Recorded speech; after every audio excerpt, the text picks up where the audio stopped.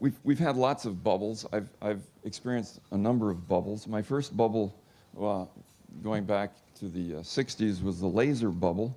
And I was involved in the early days of the laser, and in those days the laser was quoted as being the most important invention of the 20th century. It wasn't. It was sort of the second best solution to every problem.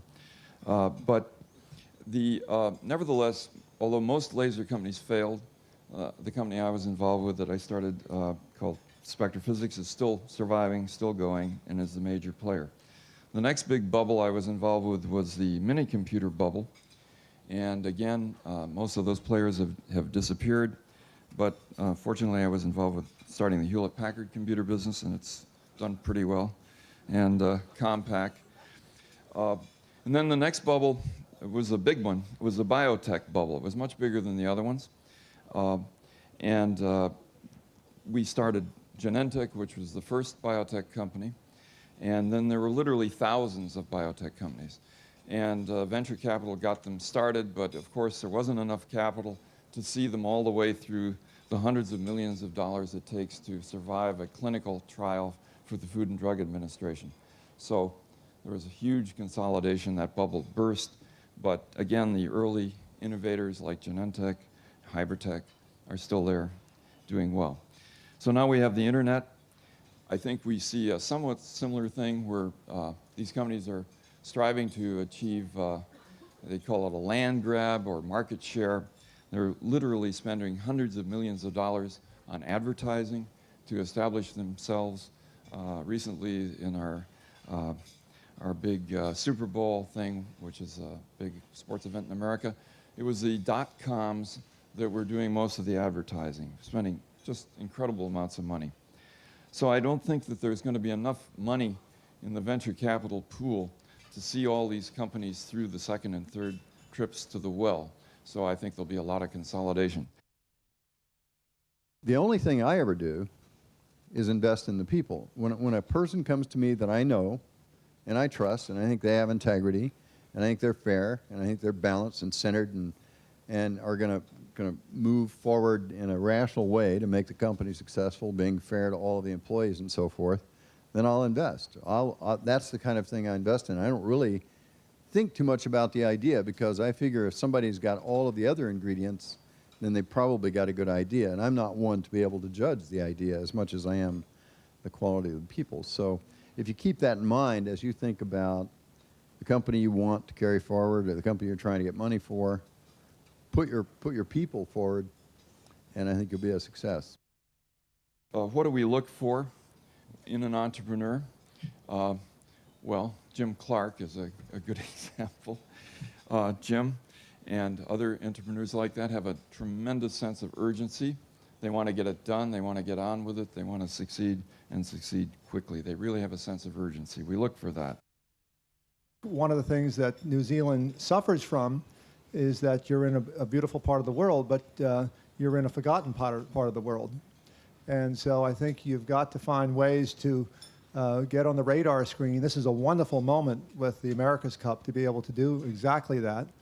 And I think if you look at a country like Israel, for example, that is getting on the radar screen because it's a matter of national survival. They're in a very hostile part of the world. And after the United States, there are probably more new companies coming out of Israel than anywhere else in the world.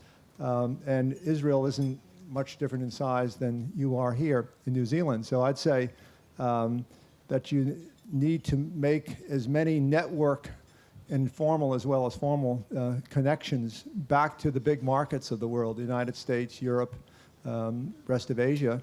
And as you do that, you're going to find that you're going to be able to build on the experience of other companies and be able to attract business partners in that probably don't even know that New Zealand has the talent that you have. So I think getting on the radar screen is probably something to put on the list.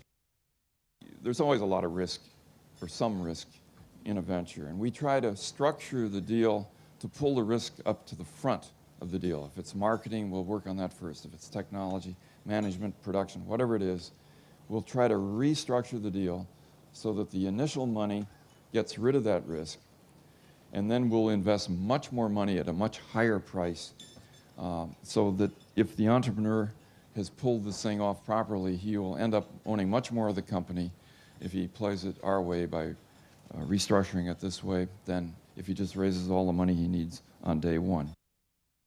Being in a country where you have to maximize your resources, get every ounce of effort out of each penny, you guys can do, you have a great blessing. You know, we in America are too damn rich. I'm too rich.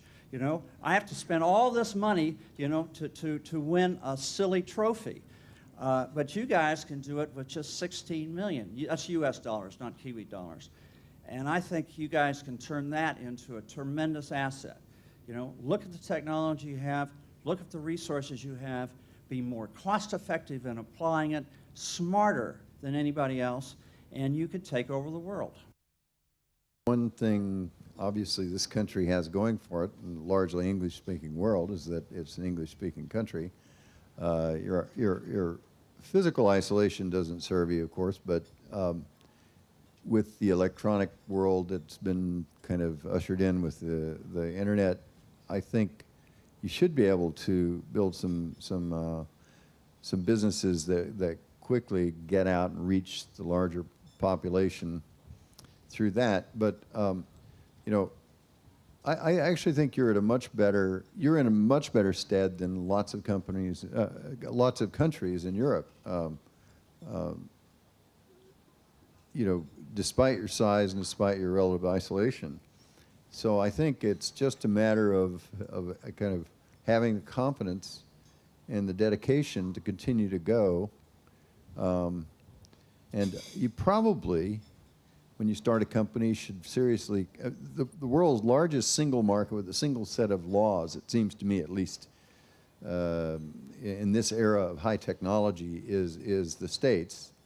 And one of the reasons that we, I think, make such progress in computer technology, information technology, is because we're kind of frontier people. We don't have a lot of legacy. We don't have a lot of baggage that we're carrying. And you notice even on the West Coast, there's less baggage than on the East Coast of the United States, and therefore the innovation's occurring more on the West Coast.